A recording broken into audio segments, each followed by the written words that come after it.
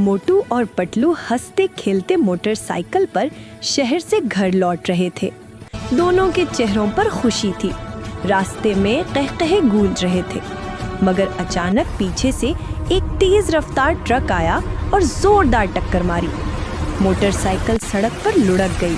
सब कुछ लम्हों में बदल गया। पटलू किसी तरह उठ गया, मगर मोटू बेहोश पड़ा था। वो चीखता रोता हुआ मोटू को संभालता है, फिर एक रिक्शा रोककर अस्पताल ले जाता है।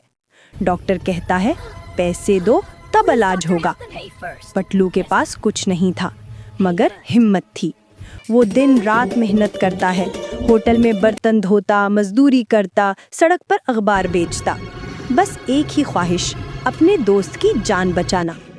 आखिर वो पैसे लेकर अस्पताल पहुंचता है। मोटू होश में आता है, कमजोर मुस्कुराहट के साथ कहता है, पटलू, तूने अपनी दोस्ती का हक अदा कर दिया। पटलू की आंखों से आंसू बह निकलते हैं।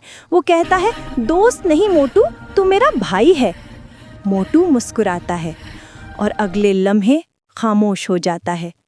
पटलू चीखता रह जाता है और उसकी आंखों से बहते आंसू दोस्ती की आखिरी याद बन जाते हैं।